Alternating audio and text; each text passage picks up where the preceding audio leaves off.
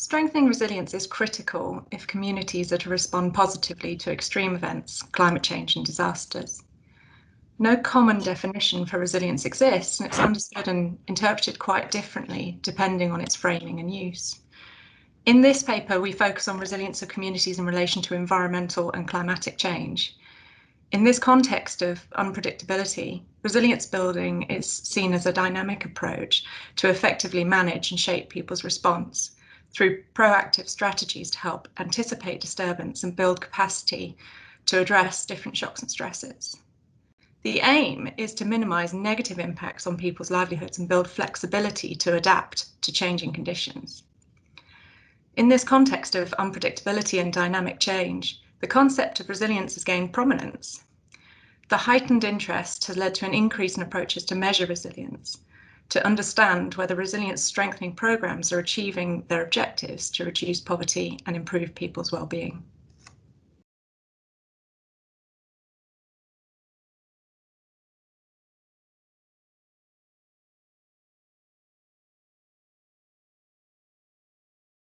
Assessing people's resilience in practice is challenging, with no agreed approach, method, or tool established. It's largely due to the complexity of resilience as a concept and the process of resilience building itself, which requires different approaches to assessment in differing contexts. For example, key performance indicators, or KPIs, provide an important accountability tool.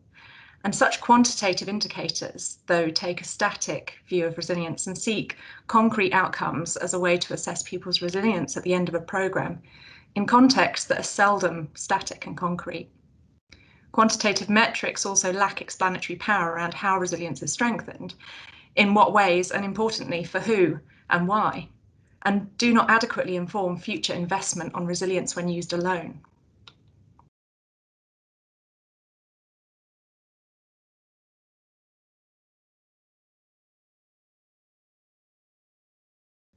Increased attention on capacity as a way to strengthen people's resilience has seen capacity frameworks become prominent in development projects and programs focused on resilience building.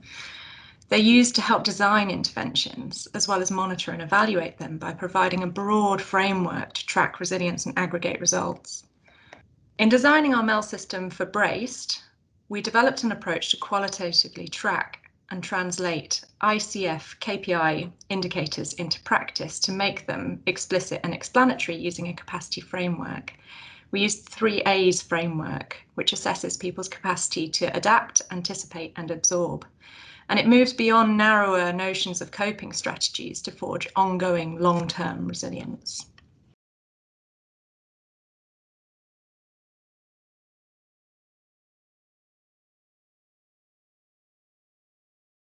Under BRACED, we developed and tested a series of new qualitative frameworks and reporting templates which help design and track progress towards resilience building across the programme.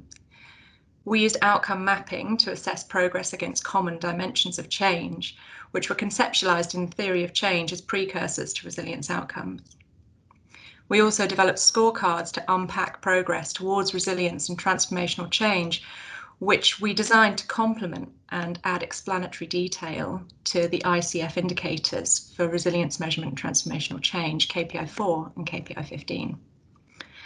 In developing and testing our frameworks and reporting templates under BRACED, we moved beyond the compelling theoretical arguments underpinning the benefit of using capacity frameworks to assess resilience, to demonstrate both their added value and their inherent limitations in practice.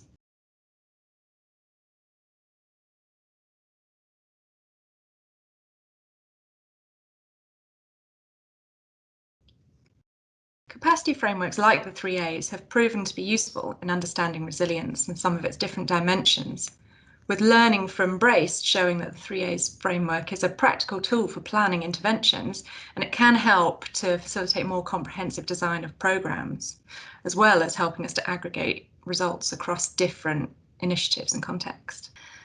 Updated KPI 4 guidance includes the 3A's as an example of capacity frameworks to use. It states that resilience is being built if progress towards 2 of the 3 capacities in the 3A's is enabled. But our findings suggest that this does not go far enough.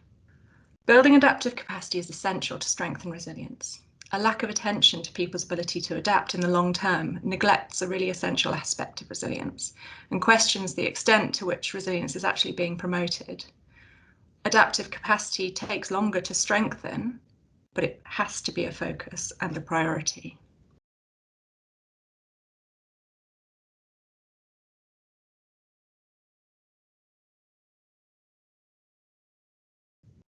Measuring capacities alone is problematic, and implementers and evaluators must not get stuck on capacities alone. They don't account for the ways in which the foundations for a change are established and embedded in different contexts, or not. And our experience demonstrates that resilience measurement must also be complemented by an understanding of how programs themselves strengthen resilience gains and help to promote people's capacity beyond the individual activities that they implement.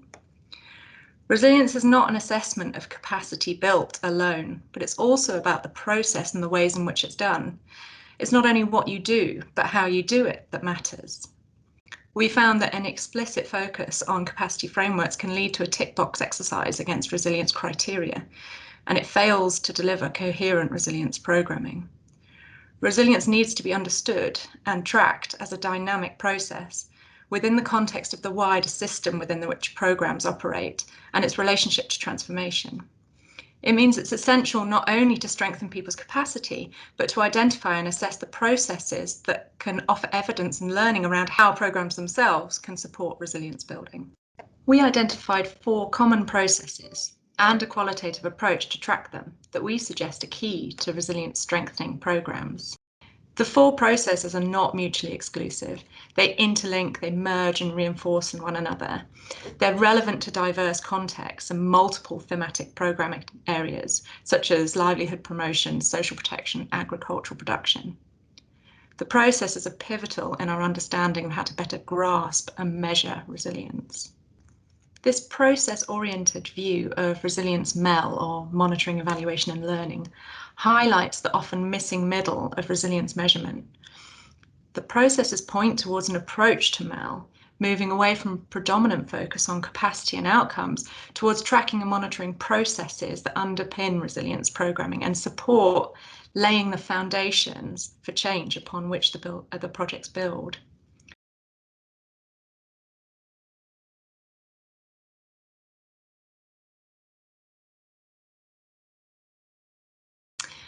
This is not business as usual. It requires MEL approaches to more actively support implementation through evidence gathering and capacity building and capturing emergent changes and unexpected outcomes. In this way, MEL functions within programs need to be more hands-on, more embedded, more flexible, and more actively supporting the decision-making process of implementation, with MEL evidence used throughout an intervention to inform learning and action. The central focus on how to enable resilience gains is key for measurement and learning in the resilience field. While there's no universal or even perfect way to do this, the focus on processes offers a valuable way forward. We identify these 4 processes or principles that can be tracked and assessed to offer evidence and learning about resilience in a range of sectors and settings.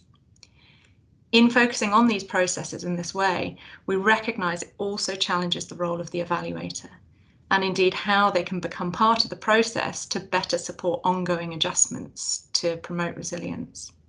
This requires challenging the way in which we conceive of independence in evaluation, and to move from external observer to embedded and reflexive participant in supporting change, an idea we're exploring in more depth.